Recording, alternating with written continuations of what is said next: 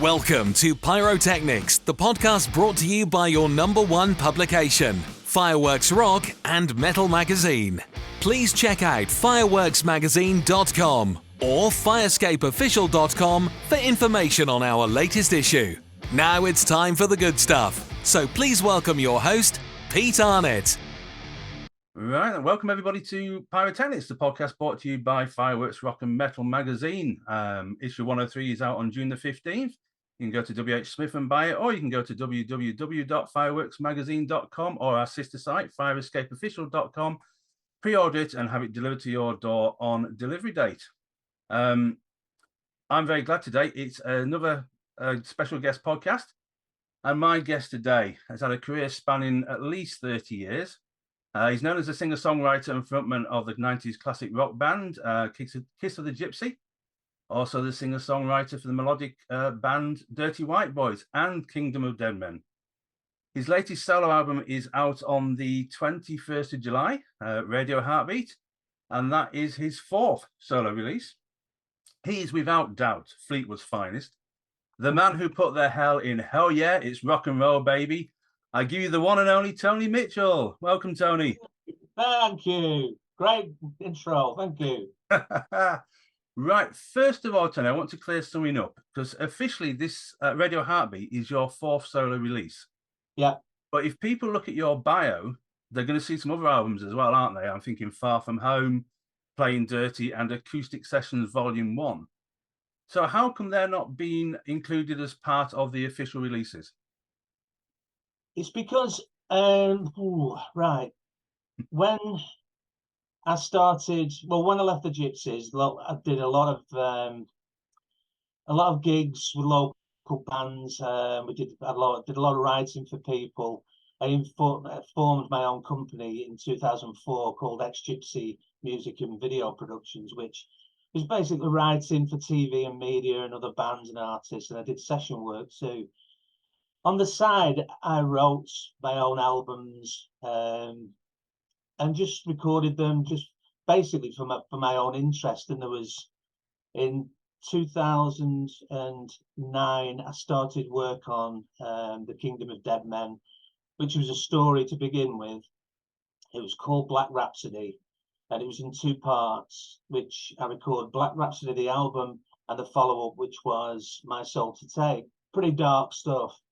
If you ever read up on it, it's a very, very dark couple of albums, which obviously we won't go into now, but it was that. And then after that, I recorded a album called Far Away From Home and No Man's Land. No Man's Land was a release at the same time, which was an acoustic album. Well, that was written as when Kiss of the Gypsy, when we got back together in 2009, I think it was 2009 or 10, we did a reunion gig because the guitarist, he had a lot of problems with his one of his sons, and we tried to raise money. So we got together, did an acoustic, and there was thought of us doing some more writing and stuff, some more recording rather. So I just bundled a load of ideas together, and I came up with Far Away From Home. As you could probably, when you hear it, it's got a lot of gypsyisms in that, but it wasn't meant to be. So basically, I just recorded it and kept it to one side, as I did with No Man's Land. So I basically got that pressed myself because at the time, 2010, 11, something like that, 11, I think it was, we did them two albums.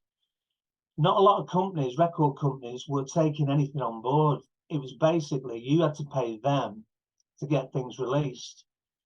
And the more I looked into that, I thought, well, them days are gone. Those days are gone now, as far as getting your release out there for a percentage or whatever. So each company was saying, oh, it sounds fantastic, it sounds brilliant, got a great history, we can sell this if you subscribe to us for X amount.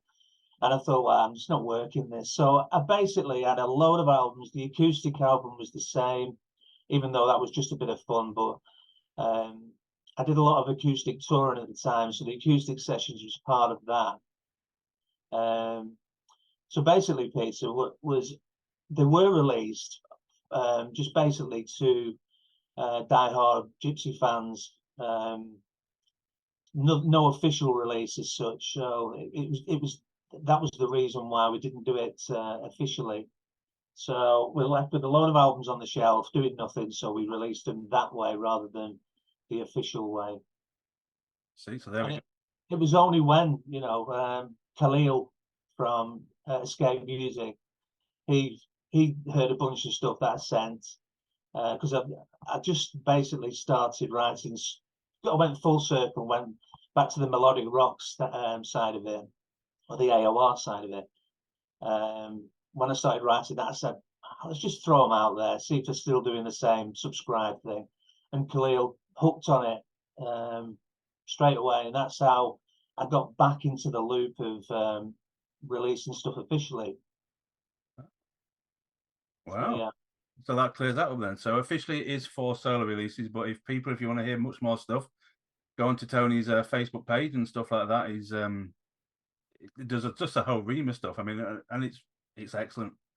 I mean, I've been a Tony Mitchell fan now for ages, so I mean, I'm totally biased. I'm quite happy to hold my hands up and say that, but honestly, the stuff is fantastic. So go on there, buy it, support Tony, support the local artists. That's what I always say. Music needs to survive, and the only way it's going to do that is by people actually buying the stuff. So, go and check it out. Thanks, man. Right, going back to Radio Heartbeat. I mean, I've been fortunate enough to hear it, and my review is going to be in issue 104. It's absolutely, it's going to be a superb review. Don't worry, it's a brilliant album. To me, it's the kind of album that you put on when you've had a bad day or things haven't gone as smoothly as you want them to. And then midway through the opening track, you've forgotten all that. The music just takes over and it just transports you somewhere else. And it's one of those albums where you certainly do have fun listening to it. Thanks. Tony, what made you think, right, it's time for album number 4 now? It just, to be honest, Peter, every time I do a new album, I just want to better than the one previous. It's just a case of that. And if I'm on a roll, I'm on a roll, and I hate not doing anything.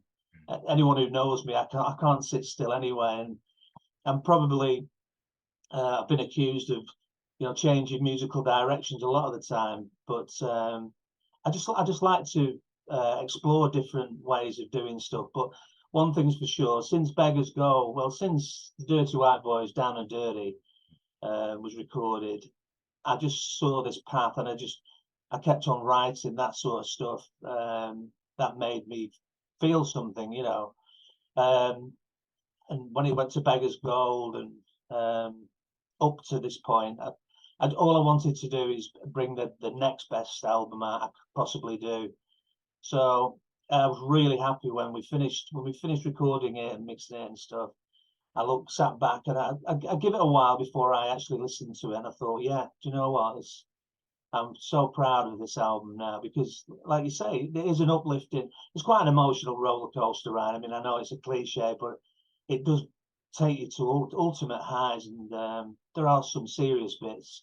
But yeah, really happy with the outcome.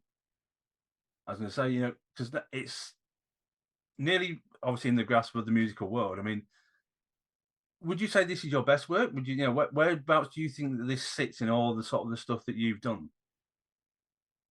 I was asking you to ask it like your favorite, which one's your favorite child kind of thing. It's difficult, yeah. It's always the same, isn't it? When you personally, when I sit back, I always criticize what I could have done, and it's a case of, I wish I'd have done this. I wish I'd have done that differently. I'd have sang that bit, or maybe more guitar. But for this one, I sat back and I thought I couldn't do any more with this album. I mean, the previous album, I know it's one of your favourites, Pete, with Hot Endless Summer Nights. I really enjoyed doing that album for a specific reason. The only thing was because it was we were on a tight deadline because George was leaving AOR Heaven. I had to have the album out quite quick, and I was torn between 2 projects: writing an AOR album pretty similar to what I have been doing, based on the 80s that I spent in America when we first went to the States, and it changed my mind forever.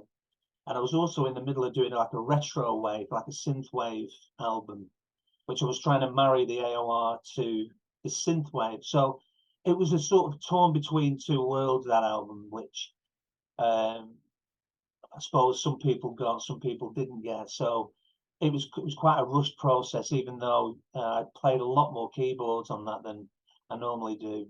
But there again, it served its purpose, and it's a good timestamp for me personally.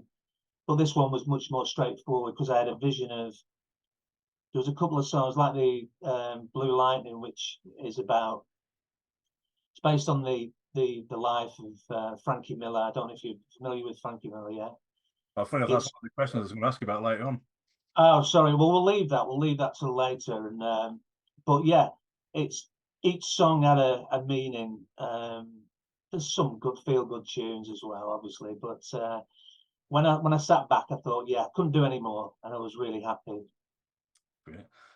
I mean, one thing I've noticed is the album is a lovely mesh of the serious sound and messages that you seem to put on the first two albums, you know, Beggar's Gold and Church of a Restless Soul.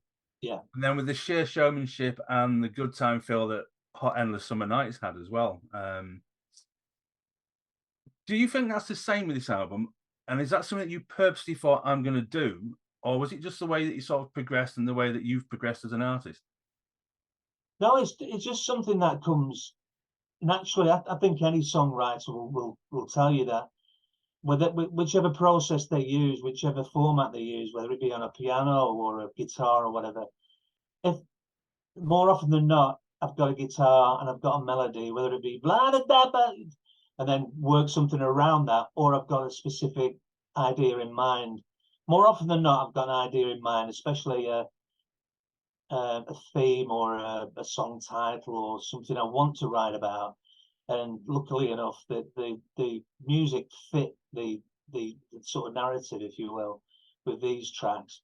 But no, I never set out to do anything apart from the Blue Lightning. There's a track on there as well called Find a Way, which is quite dark, really, because it's obviously about helping someone. Apart from that, you know, it was just everything came quite naturally, really, starting with the guitar mainly. I mean, I know you've told me before that you don't see yourself as having one particular style, and you know you're obviously very comfortable with playing with various styles within your albums. I'm just looking at my notes that I've written down, and I put, for instance, you've got the superb fanfare opening for Blue Lightning, which is almost Queen-esque. I mean, I can see you and Sir Brian on a stage, you know, ripping, you know, shredding that one out. It sounds so, you know, it's a brilliant opening to an album, basically. I've got the foot tapping good feel start to Radio Heartbeat, blistering rock guitar opening to Phoenix Rising, and then you got the retros 80 vibe start to this side of midnight. Which very much reminds me of Neon Sky, which is, we've discussed this before. It's one of my most favorite tracks that you've ever done. Yeah, it's a good track. And then you've got sort of like the haunting lush piano on Top of the World. Does a song for you, as it progresses, say, I'm this kind of style? Or do you have a excuse me, do you have a feeling when you're composing it that it's going to be this way? And has a song ever surprised you by starting off as one thing, and then by the end of the recording process has been something completely different? All the time. All the time. Yeah, that's the beauty of writing music. You can have a specific idea, and when you start layering guitars down, tracking guitars, putting keyboards down or whatever, it can take a completely different path. You know, you might think you're going to come up with one melody, you might fluff it up somehow, but you find yourself singing something else, and you think, wait a minute, that actually works. Perhaps I should play it with that chord behind it, or this riff behind it, or whatever. And it does take a whole different path.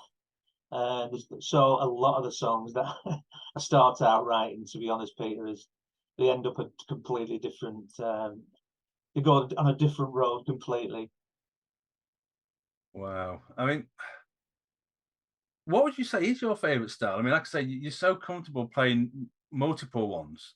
Is there one that you would sort of pick over another, or is it just a case of, whatever it'll be, it'll be? Oh no, it's all based around rock. I mean, when I first when I went, because I was sort of out of the loop for a while when I was speaking before about releasing unofficial albums, just doing my own thing with the Far Away from Home, No Man's Land, and all the other stuff. When I found myself doing the Dirty White Boys, um, it got great reviews. A lot of people say, is it melodic rock? Is it hard rock? Is it heavy rock? Is it AOR? Is it this? And I didn't know there was that many sort of rock categories, to be honest. Obviously, I know the AOR stuff and all that, but they all sort of come from the same tree. Now, I've never been a Steve Perry or anything like that, so I can't class myself as anywhere near that sort of AOR, with the Steve Overland. I mean, they've got it. They're just geniuses. So basically, it was just playing to your strengths, doing what feels right, and doing what you can, playing to your strengths, But no, as far as music influences and things, it's always been based around rock. I mean, for instance, I mean, I was when I started, I was into punk and stuff like that, and I was started off as a drummer, so everything was punk. But when I got my hands on an album called American Heartbeat, which is a compilation of your AOR, I suppose, with your Boston, Journey, Foreigner, AOR, Styx, Toto, and all that. It changed my world forever, and I thought, well, this is it. I've got to change it up a little bit. And from then, which was '84, that's when I sort of switched off from. I never switched off from punk, but I got more and more into the AOR melodic rock style. I want to bring in, because you work with a fantastic set of musicians as well. I mean, the album sounds brilliant, and I know you worked with some of the guys before. I mean, how, in respects, how refreshing was it to be able to bring the guys back, and sort of like jam with them again, especially with all the stuff that's gone on, with the pandemic and all that lot. It must be so nice for you to sort of say, right, doing a fourth album, let's get the crew back together, let's just get on with it. Brilliant. It's brilliant. I mean, Miles is such a lovely guy and such a talented guy. Obviously, Miles speaking from Midnight City, which we had a great relationship when he worked on the Hot Endless Summer Nights album. So I basically just said, fancy doing a couple of tracks on the new album? He says, yeah, send me the tracks. And I said, well, I'll send you over a bunch of tracks and then you choose. The rest I'll try and sort out, we'll sort it out. And he said, send me more. So he wanted all the tracks, and it would be, before you know it, he did the whole album. As did Nigel, which is a good friend of mine, Nigel Bailey. He's a brilliant guy. He's such a breath of fresh air. Whenever we go on forever, we can talk for hours. He just no hesitation. What do you want? Do you want a bit of this, bit of that? So it's when Lancashire meets Yorkshire, and we always have a good bit of banter. So it's the album wouldn't have been the same without him.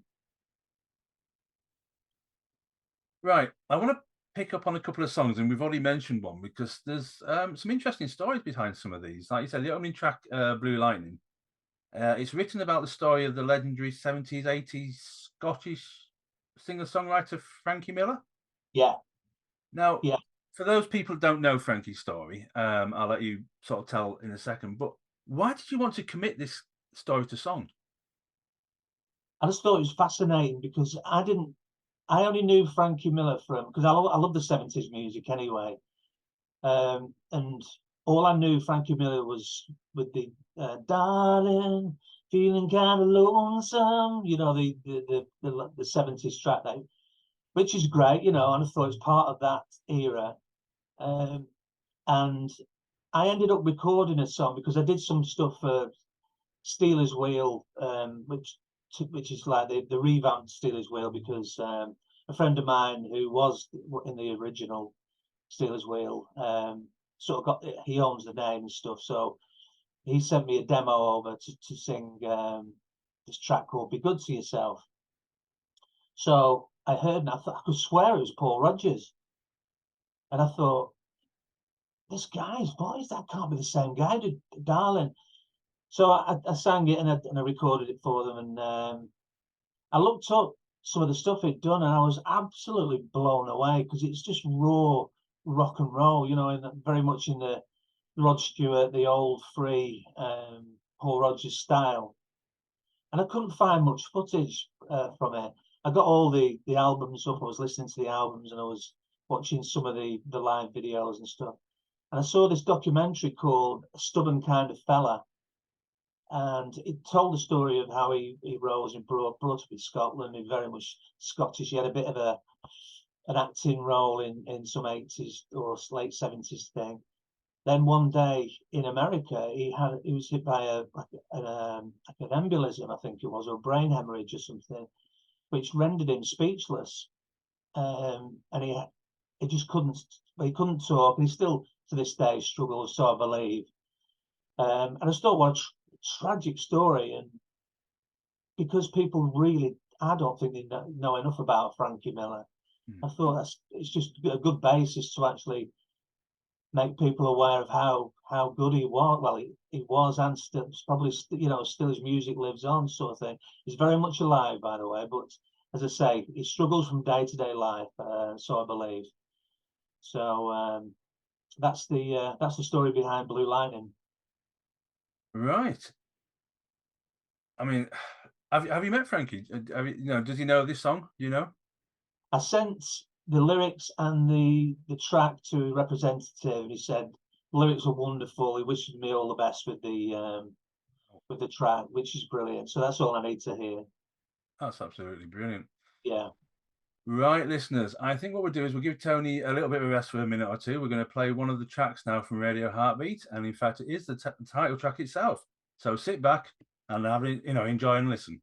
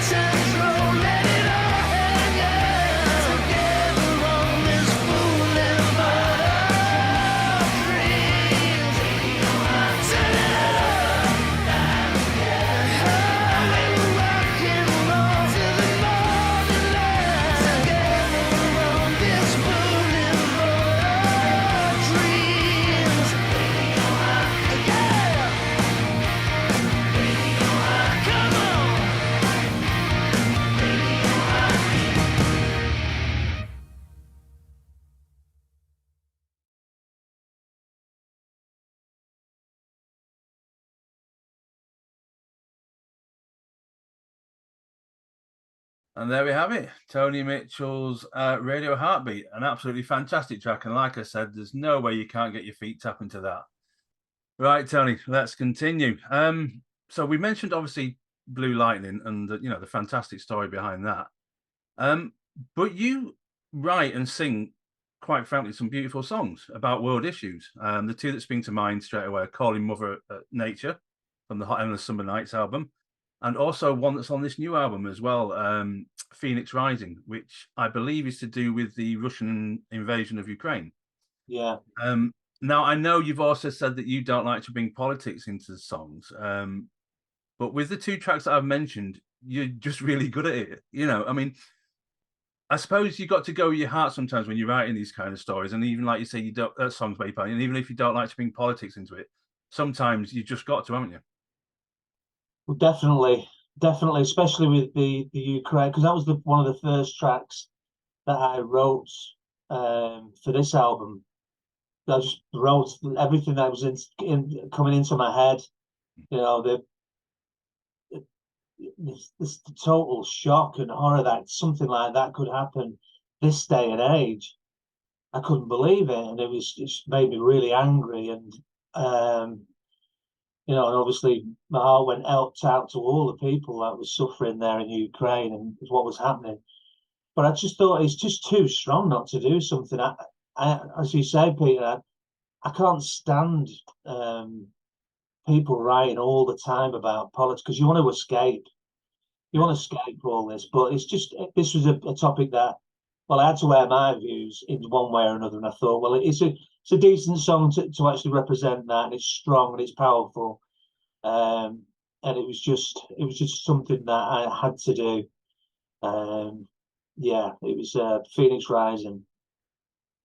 I mean, again, you've got to listen to it, people. You really have to. I mean, it's a beautiful, beautiful song, and obviously, it does mean an awful lot to the modern world. But like I say as well, Calling Mother Nature, I mean, that's one that really caught my ear. And we've discussed this before, to be fair, in the interview that we did for the magazine, about it just seemed to encapsulate perfectly, the state of the planet, how we're treating it, how it's, and the message that you give is basically, pack it in, everyone behave, and the planet's going to be fine. I mean, just such a wonderful song. Do those songs really sort of resonate with you in the respect of when you write them and when you're performing them?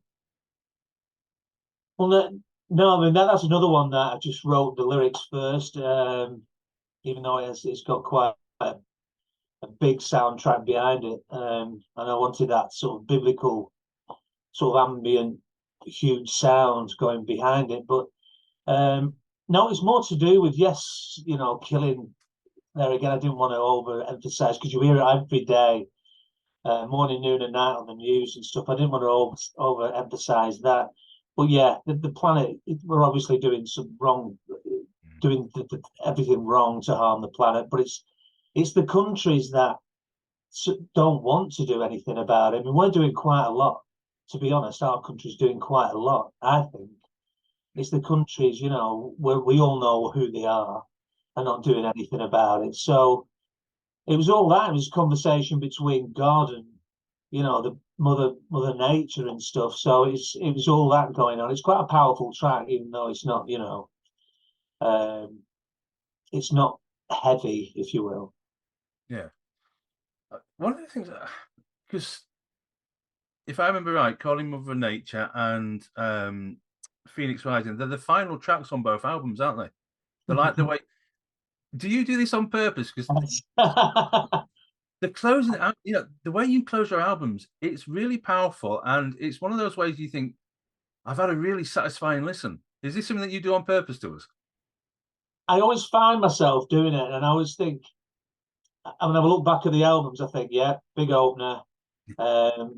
Like I tried to get some anthems in there if I could possibly, and then obviously bring it down a little bit, but end on a pretty powerful one because there was Heaven is Falling from Church of a Restless Soul was another one, which that's another quite up there track. So Beggar's Goal, I think, if I'm not mistaken.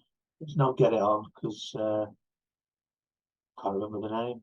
God, can't even remember your own albums now. But yeah, I try and keep it, keep quite a powerful ending.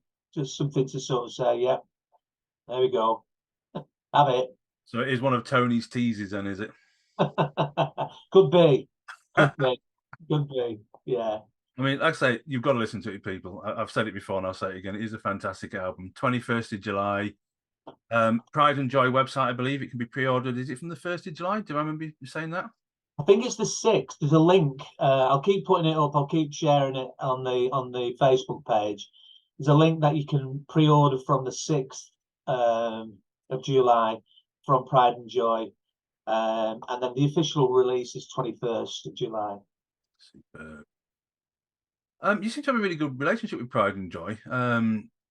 I've noticed that sort of, the albums that you release, I mean, excellent quality, really high production, but it seems that, the record label that you've been with, you've sort of, you're not one of these artists that likes to cause controversy and sort of like, fall out with people and stuff like that. And it seems to be like, the relationship you've got with them is absolutely fantastic. Is that something that you cultivate, something that you want to do?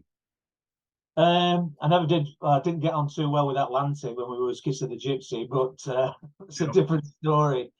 But with Pride and Joy, it's mainly to do with Birgit, because she was was in the same. We're all in the same stable together when I was with AOR Heaven with George, and Ingo, who's also part of that team. He's part of Pride and Joy as well, and he's the guy who did the artwork for Church of Restless Soul, Hot Endless Summer Nights, and Radio Heartbeat. And I must say, he's done a fantastic job on this cover, which we shared a lot of. The original idea was it was going to be called Electric Cherry Bomb, which I know it wasn't, but that's before I wrote Radio Heartbeat.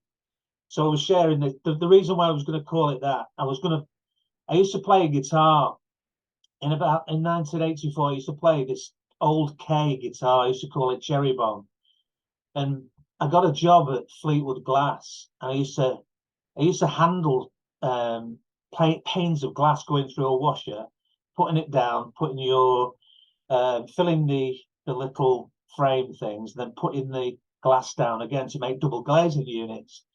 Well, it used to slice into my fingers because you couldn't wear gloves with them. And when I used to play at night, because we used to play about 3 or 4 nights a week then, I used to play this guitar of mine, and it was maple neck. And I used to play it, it used to slice into my finger. The blood used to stream down my arms, and it was embedded in my guitar. And in the neck, you could see it. And people used to come to the gigs saying, there's that guy who bleeds on stage, it must be it's like an act. He thought it was an act, they used to come and tell the mates, that bloody guitarist again. So they used to play, and it wasn't an act, it was just literally bleeding because it would never heal.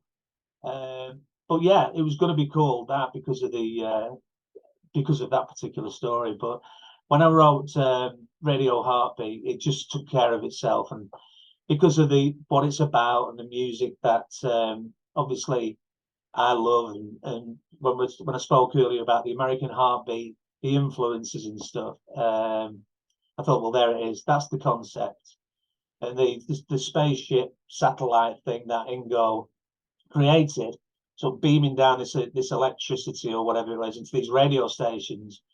And I said, well, you could look at it the other way. It could be beaming up from these radio stations, taking all this fantastic music away. So it was that, and we had a lot of fun with it, and we decided on that, and I just think he's done a fantastic job.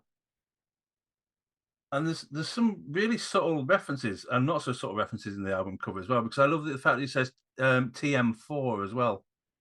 Yeah. Like that. It's just, like you say, the album cover is just fantastic as well, but there's some really little subtle touches. Yeah, I did that purposely because I thought, I looked at pictures of all these old radio stations, all little shacks and stuff, and they've all got Radio TMZ and FY9, all these weird sort of things. And I thought, well, just have it in there, as a fourth sort of reference to the fourth solo album. So why not? Fantastic, fantastic. Right, Tony, let's take you away a little bit now from Radio Heartbeat, and Yeah. I want to go on to Unfinished Business, which was obviously released under Mitchell's Kiss of the Gypsy in 2022. But when I interviewed you for issue 97, I think you gave us another Tony tease, didn't you, about a suitcase that you had found, there's some tracks in there that you came across, and then all of a sudden the emergence of Kiss of the Gypsy came about. Was that related? Was that the Tony tease, or was it just something completely different? Yes, no, it was meant to be. It wasn't a tease at all, Peter. Would I tease you? Come on. No, not at all. No, I wouldn't know how to. No, it was basically the album that I wanted to release. Well, I started writing this album, the album in 2022, and I did it with MRR Records, because foolishly, when Birgit set up Pride and Joy after AOR Heaven retired, I was under the impression that Pride and Joy was just going to be a digital release. So I thought, well, I'd like it out on CD anyway. So there was just some cross wires there, and I thought, we'll go back to the guys who bought Melodic Rock Records, who I did Beggar's Gold with Andrew McNeese. Well, they actually bought the company off him, and they called it MRR Records, which I thought, well, I had a good relationship with Andrew. So I started working on this album and said, if you're interested, we'll get that released. So it was Peter from MRR giving it, we'll release it. It'll be great. This will be fantastic. And the more I thought about it, I thought, well, I'll do the full album, and then I'll put some bonus tracks on, because I've discovered this suitcase. I've been through it all. And I've seen some gypsy stuff that I know exactly where my head was when I was writing it, even if though it be just intros or chorus lines or la da da da da da. It was just little bits like that. And I thought, well, I'll put some bonus tracks on as a 30th anniversary treat to the fans that buy the album, and a sort of thanks to the Kiss the Gypsy fans. But the more it went on, the more gypsy sounding it was. And I found myself being dragged back into 1992. So I said to the record company, it's getting more and more sounding like the Gypsies. What do you want me to do? He said, just release it as a Kiss of the Gypsy album. And I said, well, I don't want to release it as Kiss of the Gypsy, because it's not, because I'm not Kiss of the Gypsy. The band aren't Kiss of the Gypsy, as in the other members. I'll just call it Mitchell's Kiss of the Gypsy as an anniversary album nod, to the debut. So basically, it came from that, Peter. All I thought was releasing some tracks on an album and then some bonus tracks, but it turned the other way around, and it became a more Kiss of the Gypsy album. And rightly so, because I got the lads back on board with Neil Ogden and Paul Hume and Daryl from 10 and Nigel Clutterbuck from Dare, and it just gelled really well. When they sent the parts and everything gelled really well, and it sounded just like Gypsy would sound in 2022. So that was that done. It was just unfortunate that the record company was, I can't say too much, but didn't follow up on the promises. Let's just put it that way. So, but it's there, and it's a stamp, it's a time stamp, and it's there for as a debut. An anniversary to the debut album. Now, I know you've been asked this before, but I'm going to ask you again, basically. Any chance in the future of Kiss of the Gypsy being resurrected as, once was, or is that, has that ship finally sailed? I mean, I know that, like I said, again, when we spoke for the interview, it was, you were quite adamant at some stage that it wasn't going to happen. But, having listened to what you've done, and like you say, I mean, it does. It really is a fitting tribute to the original release. Yeah. Any chance of sort of, a reunion? Well, absolutely. I think I think I've said it before in a few interviews that Gypsy was although it was really a short part of my journey. It was literally 2 years. I mean, 3 years we counted the showcasing that we tried to get a record deal and all that. And we just stumbled across getting this record deal in America, from Atlantic, and it's just spiraled from there. We did spend like 2 years touring in between that, recording the album, but it was such a short period because the run up to that was my band called Fantasia, which was literally the same band as Kiss of the Gypsy with a different bass player. But that was we spent a lot of years on the road with that, and then obviously after that and doing the solo things, I think it sort of stands on its own feet anyway. So if I was to do anything, to be honest, it would, if we could do something live with the maybe the lineup that's maybe a combination of all the players that have been on all the various albums, including Mitchell's Kiss of the Gypsy, you know, Neil, Paul, Daryl, Nigel, and all of the rest of the guys, Miles. If some way we could do it and involve the Kiss of the Gypsy tracks, but the back catalogue of Mitchell songs now is so vast, and I got together with a couple of band members a while back, and we just put a list out of what we could do live, and it was incredible. I mean, the show would have been incredible. It just wasn't enough time. Wasn't enough time in the set to actually do it. So it's the plans are there to be doing it. It's just that I've had to catch up with the pandemic. I've had to catch up with all the music recording. Now I've caught up. I want to spend the rest of this year just doing spending it with the family and things. And next year we're going to look at doing something maybe live in 2024.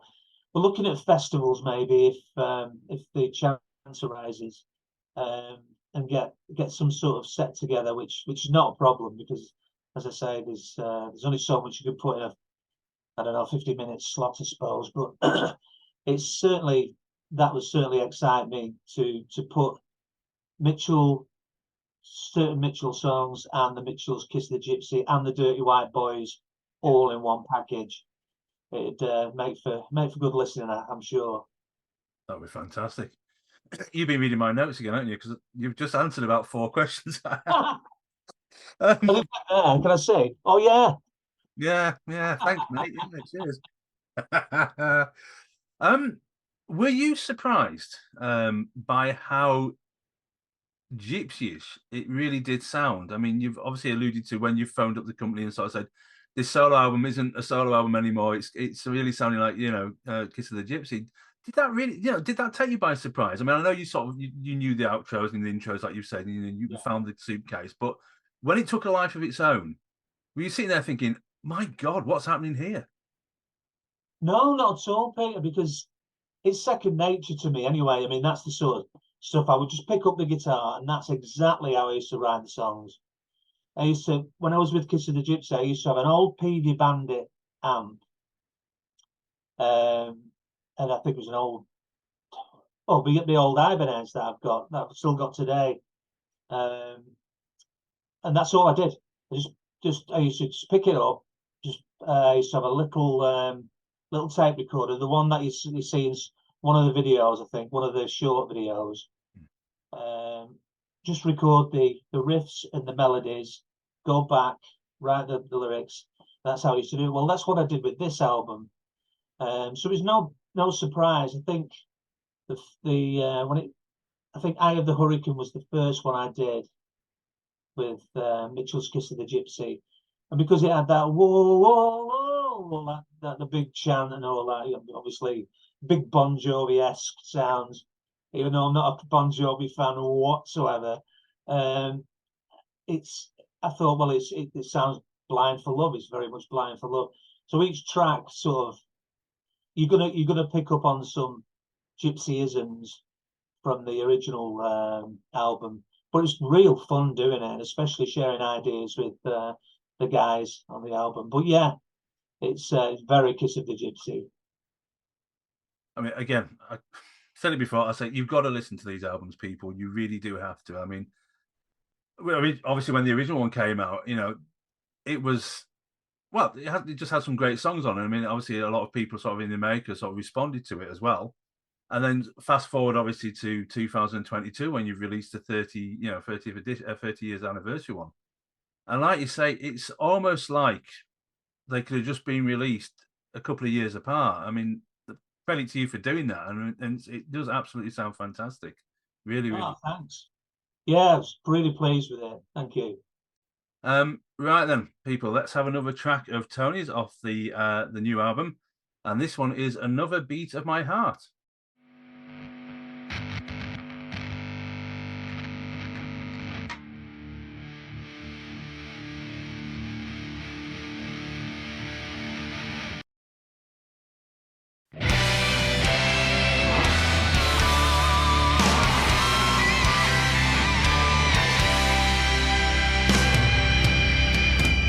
Looking out for the longest time, what seemed like forever.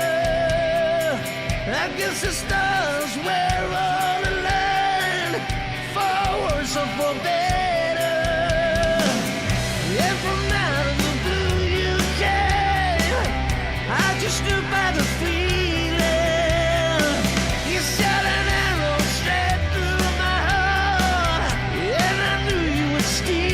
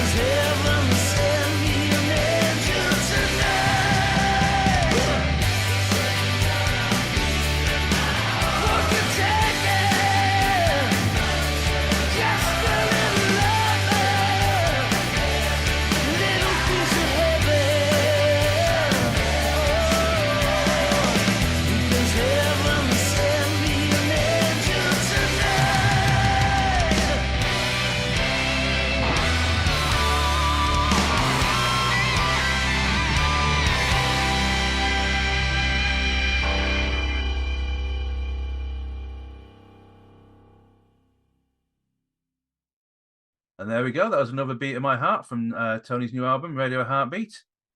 Right, Tony. I know you get badgered about this one an awful lot on Facebook, and I know you've had to answer it several times as well. But it's the podcast. We're going to pin you down for an answer, and that's touring.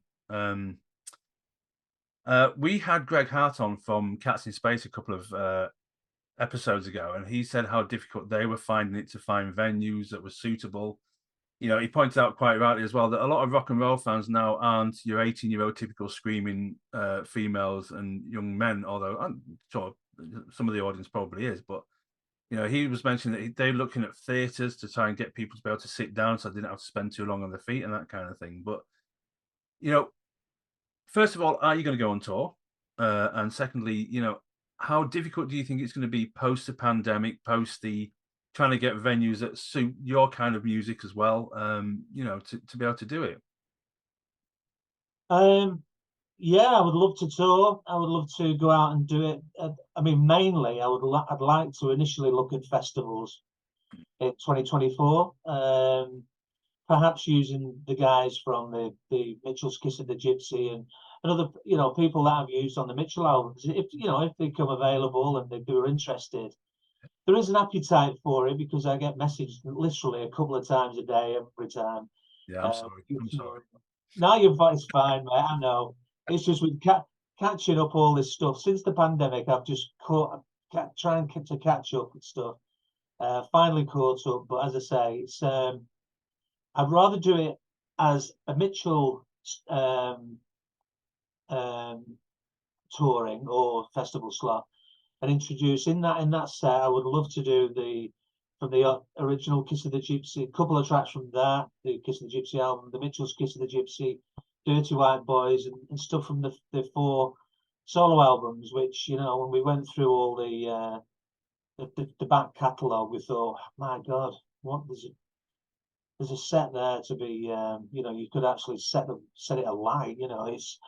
And there's a lot of tracks. There's not many tracks that wouldn't work live, put it that way. So we're aware of it and we're keeping our eyes open. But as I say, 2024, if there's an appetite for it and it can become possible, we'll definitely look at trying to jump on a few festivals and just maybe shock a few people. Who knows?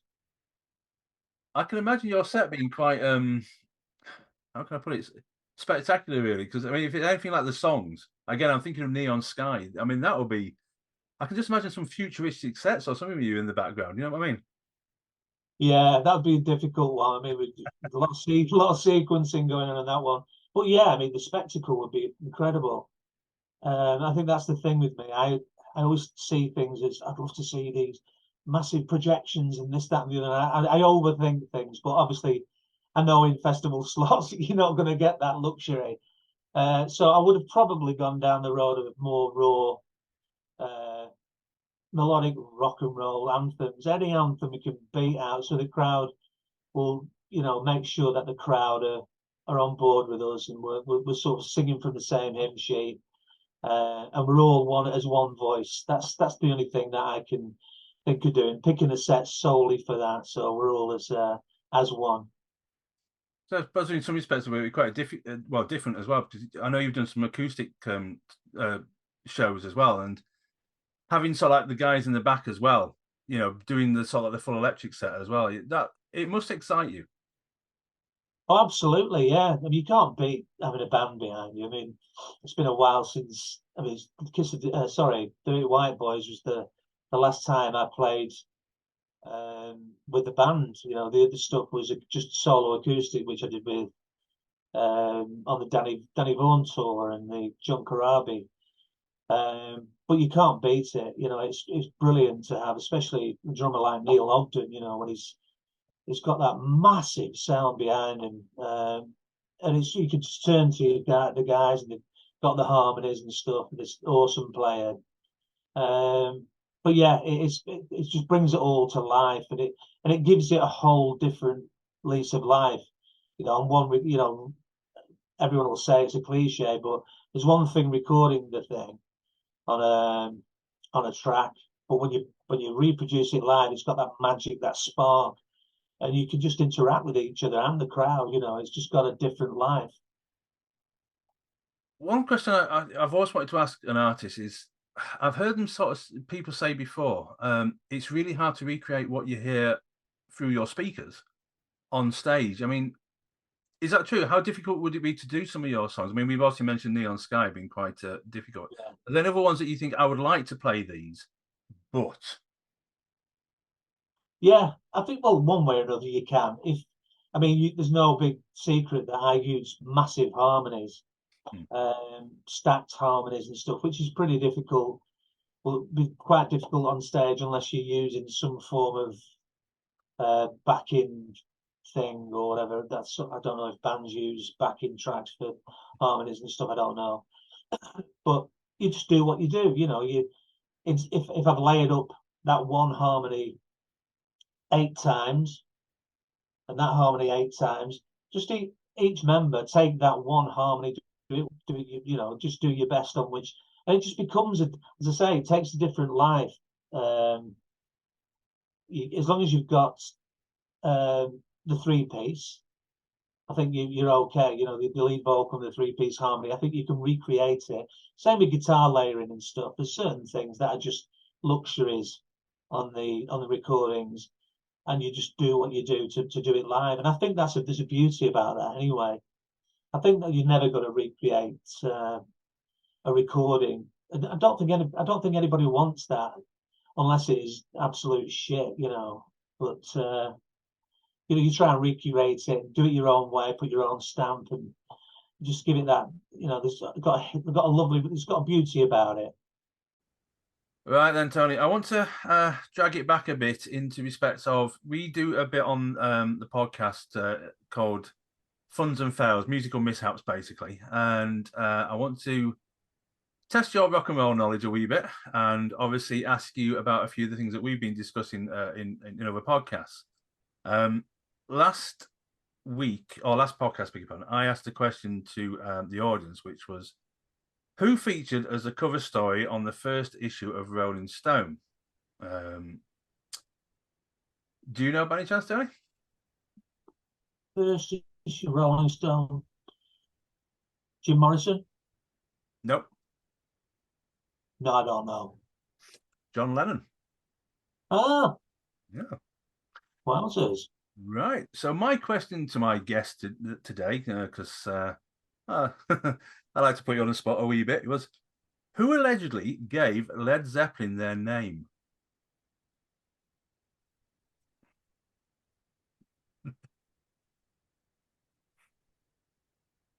Aretha Franklin.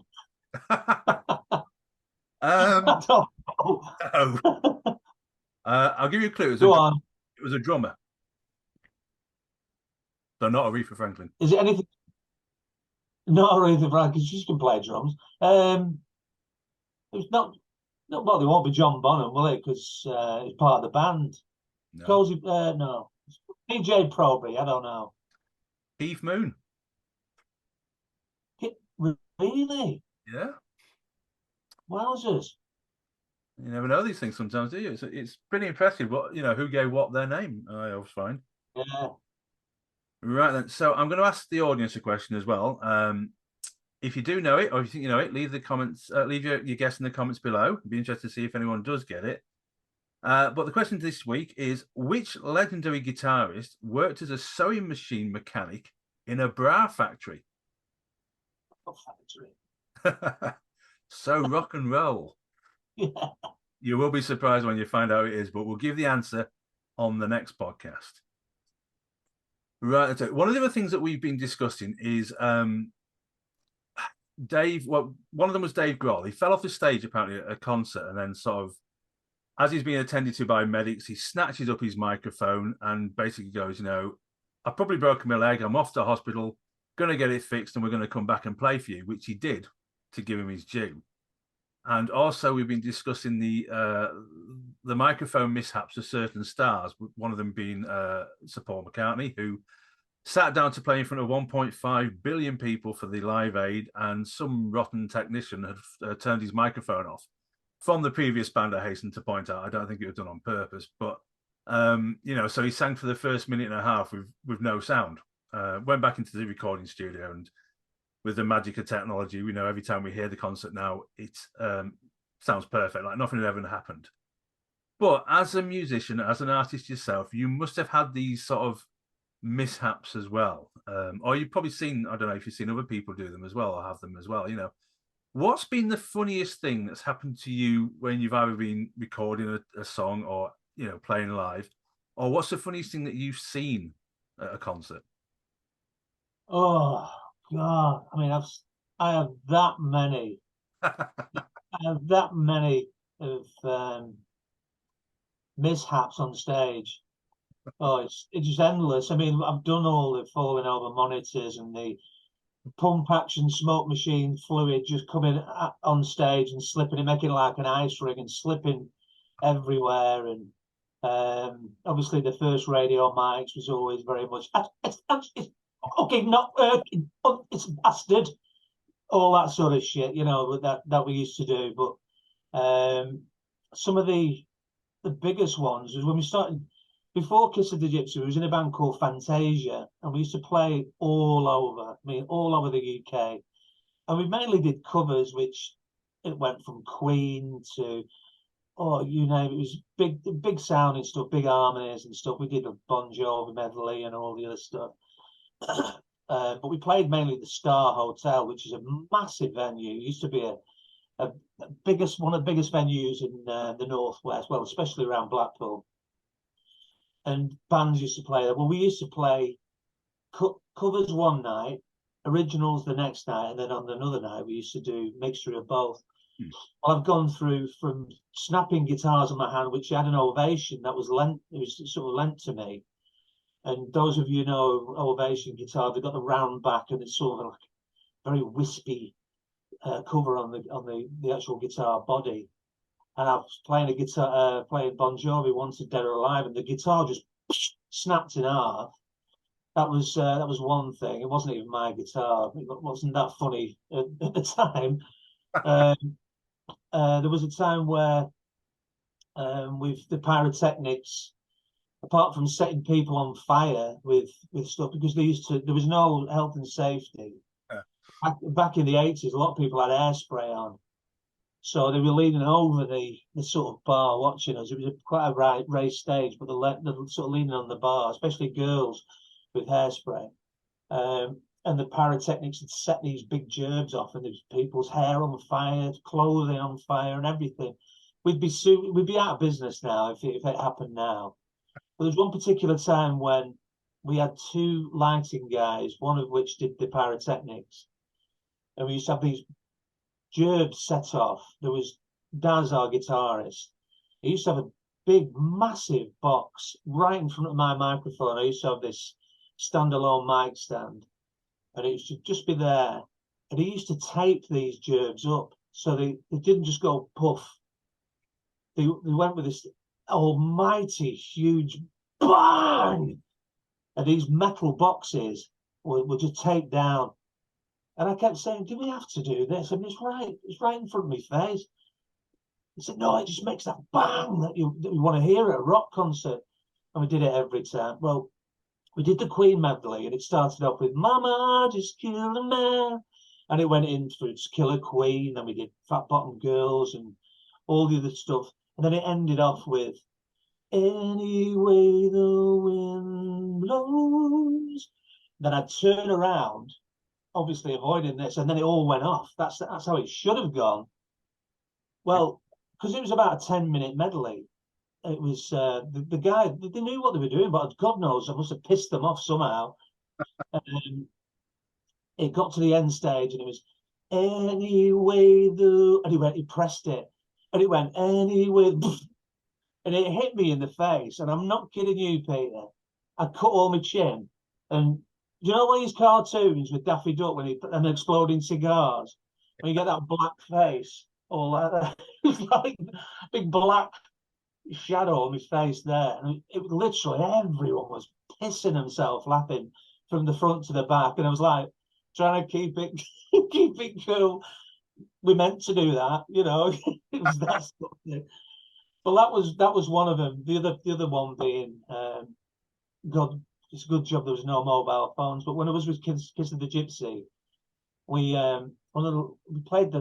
we played the Marquee a lot of times, but this particular time we were playing a lot, you know, doing our thing, and I used to wear these jeans with an American flag on, but there was rips everywhere, and I can't remember what. I think I did whatever track it was. I was jumping around and all that and doing the thing. I used to pull my guitar to one side so I could still do the front man thing. Yeah.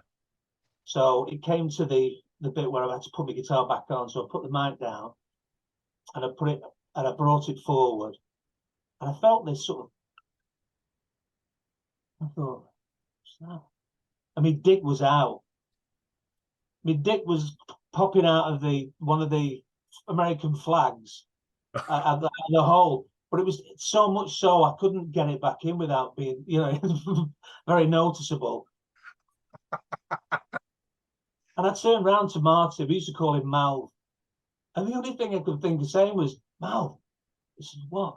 Well, this is why we're playing. I said, "My dick's out," and he said, "What the fuck do you want me to do about it?" I said, "It's out." Well, because the thing was, previous to this, when I first noticed it, there were people looking up, going, and I was, yeah, thanks. You know, I thought they were just praising us. And, yeah, thank you. But I didn't know they were saying your dick's out. That was probably the most embarrassing mishap. So that is the real reason why Kiss of the Gypsy ended. Is that the real reason why Kiss of the Gypsy ended then? Yeah. It was one big cock up. Oh man. Oh, wow. I don't know how to follow that one, Tony. I really don't, to be fair with you. Don't send the photographs. If you've got the photographs, don't send them in. Yeah, I need a lens. Right. Do you know? Do you know what? I want you now to give your sales pitch for Radio Heartbeat to all the people that are watching this. I mean, I think it's a fantastic album. You've heard 2 songs off it as well. The rest of the album's equally as brilliant. But Tony, why should people go out and buy it? Well, you should go out and buy it because it's an album filled with good vibes. It takes you on a whole different ride from the other albums that I've brought out. It takes you some stupendous highs and some pretty low lows, but at the end of the day, it's uplifting enough to make you feel good at the end of it. There's a couple of anthems on there I'm sure you'll identify with, and basically I've done it because I really want this to be an album that'll be part of your record collection for years to come. And go out and buy it, judge for yourself, and I really hope you enjoy it. Yeah. Funny, you mentioned the one word that I've written down here as well, and that's journey, because it really is a journey of an album. And I say you put it on, and whatever you were thinking about before, by about halfway through the first song, you're just in the music. You're just in that moment. It's absolutely fantastic. Thank you very much. It really is a superb album. And like I said, I've been a fan of Tony's for a long time now. In my opinion, it can do no wrong, but this album's absolutely brilliant. So yeah, please support the artist. Please support Tony. Please support the artists that you enjoy. Buy the music. Yes, you can listen to it on Spotify, people, unless we've had this conversation before. Listen to it on Spotify, but go out and buy it if you really enjoy it, because, you know, it really does support the artist, and, you know, they deserve it, especially in the times, like I say, rock and roll music is suffering with regards to live tours and stuff like that. So we've got to do what we've got to do to make it better again. And the way to do that is to support the artist by buying their music directly. So, you know, do so. I'm going to put the links down to Tony's Facebook page and all that lot, so you can go out and check all the other stuff as well he's done. You're not going to be disappointed. You're really not. Tony, it's been an absolute pleasure to talk to you. I knew it would be. My pleasure. Oh, thank you very much. I mean, thank you so much for coming on the show as well. I really do appreciate it. I say Fireworks Magazine issue 103 is out on the 15th of June. So you can buy that and you can enjoy reading all the stuff, all the reviews and interviews. And then on the 21st of July, you can go out and buy Tony's new album and you can enjoy listening to that as well. I mean, it's a perfect combination in my opinion. So, you know, so do so. I've been your host, Pete Arnett. It's been an absolute pleasure to be here with you. Again, I'm going to say goodbye to Tony and say thank you again, Tony, for coming on the show. Really do appreciate it. Thank you.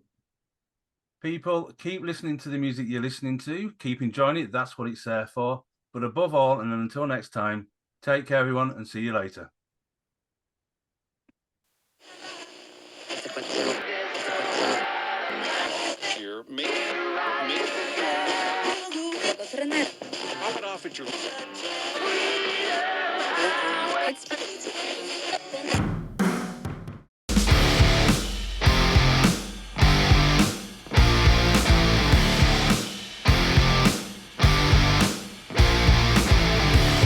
All views heard in this podcast are from the individual and do not necessarily represent those of Fireworks Rock and Metal magazine.